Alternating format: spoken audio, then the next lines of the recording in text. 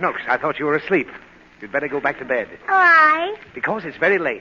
Where you going? I'm leaving tonight for Washington. I want to go with you. Oh, now, don't be ridiculous.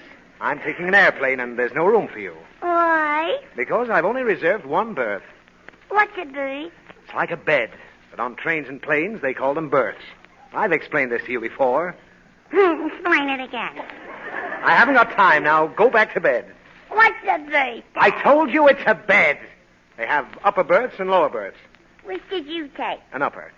Why? Because that's all they had. It's cheaper, too. Not on planes, only on trains. Then the lower is higher than the upper. Huh? I mean, the upper is higher, naturally, but it's lower because when you awake in the lower, you don't have to get down to get up. In the lower, you're already down when you're up, so that's why it's higher. In the lower. Exactly. The berth below the one above is always the highest because it's the lowest. Understand? Understand? Oh, leave me alone and go back to bed. I want to go with you, Dad. I told you there's no room. I'll sleep in the middle. The middle. Yeah, because the middle is the upper and the slipper and the upper is the lower and the upper. Now, stop that.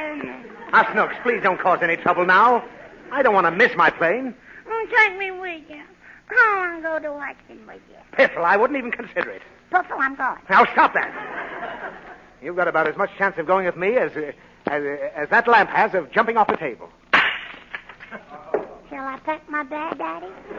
Oh, Snooks, what did you do? It jumped off, Daddy. Honest, I didn't touch it. Now, that's the last straw. You little...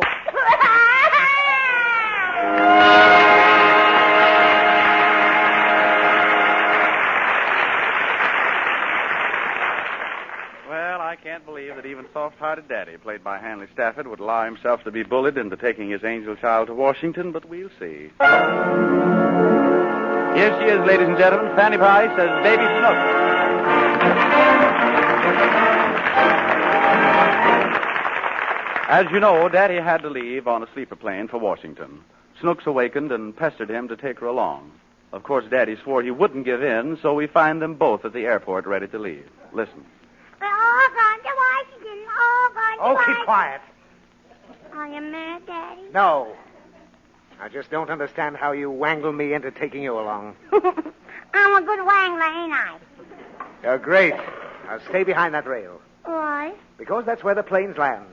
I don't want you to get hit by a flying propeller. Why? I don't know. But stay behind that rail just the same. Where's our plane, Daddy? The pilot is bringing it in from San Francisco.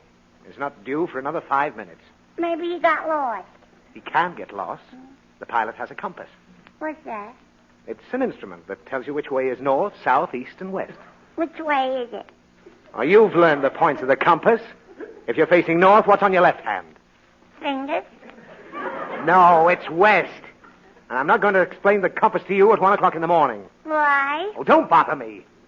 The pilot will bring the plane in on time. How will he find the way? He'll ask an eagle.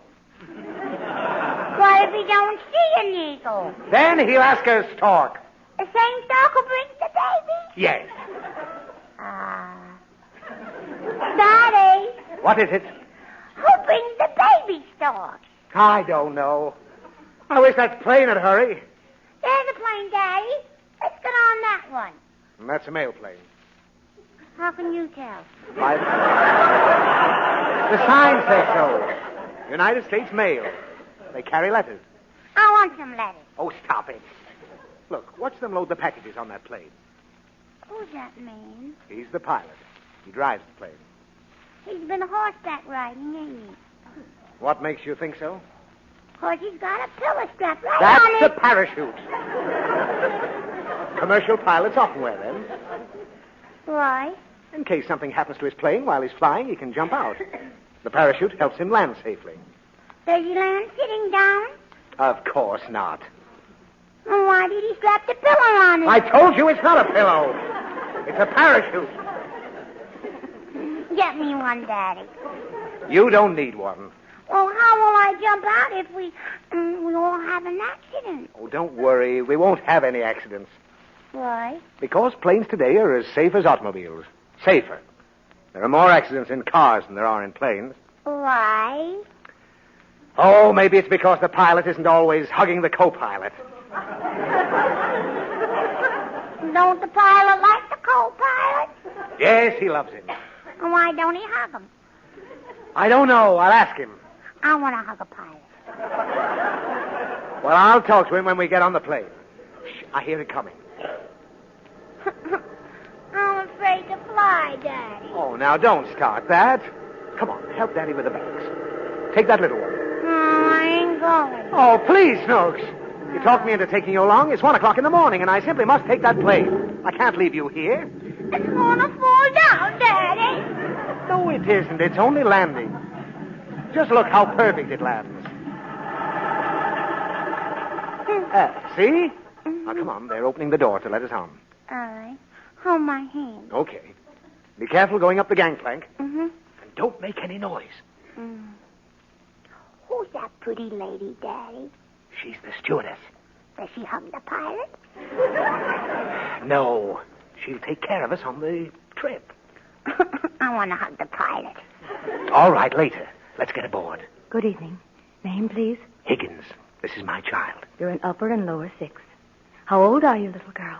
I'm 7 and my daddy's 35. Want to hug him? No. Miss, she's very tired. I'd like to get her right to bed. Certainly. Follow me. Here we are. Who's in this one, Daddy? Stop peeking in those curtains. Why? People are sleeping there, dear. Can I help you undress? No. I'll unlace your shoes. I want to get out. You can't get out. We're going to take off in a second. That's right, dear. You better take off your dress. Are you going to take off, too? Uh-huh. You take off first, then I'll take off. Look, you'd better let me handle her, miss. All right, sir.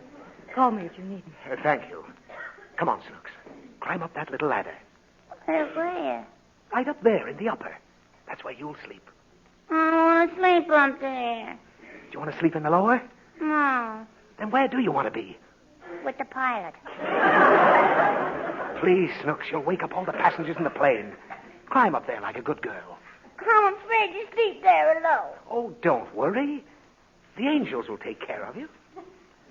Where's the angels, Daddy? Oh, the plane is full of them. Shut up with that racket! Is that one of the angels, Daddy? See? I told you to keep quiet. You woke up that man. Now get undressed. All right. Daddy. Yes. Tell me a story. No, not tonight. All right. Hey, why don't you keep that kid quiet? Oh, I'm awfully sorry, sir. It's her first flight, and she's a little nervous. She won't disturb you anymore. Okay. Tell me a story, Daddy. All right, but a quick one. And no interruptions. Comprehend? Copperhead. This is the story of Tom Thumb. Oh, I like it. Well, there was once an old couple who didn't have any children. Yeah. And they'd always wanted a little child. Why? Because they didn't know how well off they were. So they went to a magician named Merlin. Who went? The old couple. They went to him and asked him Ask who? for... Merlin. They asked him for a child, Yeah. even if he was no bigger than his father's thumb. Uh-huh. So Merlin gave them a child no bigger than his father's thumb, and they called him Tom Thumb. Who called him? Tom's parents. They had... Tom who? Tom Thumb. Who's he? The boy in the story. Which story? The story I'm telling you, Tom Thumb. Daddy. Well, don't interrupt. So as soon as Tom came to live with them, the king of the fairies wanted to see him.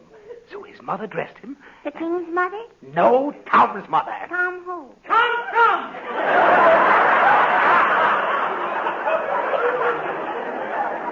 Now listen, mister. You'll have to put that kid to sleep or else there'll be trouble. I'm sorry, sir. She'll go to sleep now. Okay, Snooks, that's the end of the story. Good night. Good night. Daddy, What is it? take me down. What for? I have to get down. No. I want a drink. Call that girl. Oh, all right. I'll press the button and the stewardess will bring you a drink. Yes, sir. Oh, will you bring a drink for my little girl, please? Certainly. You don't have to. I don't want no drink. And why did you make me call her?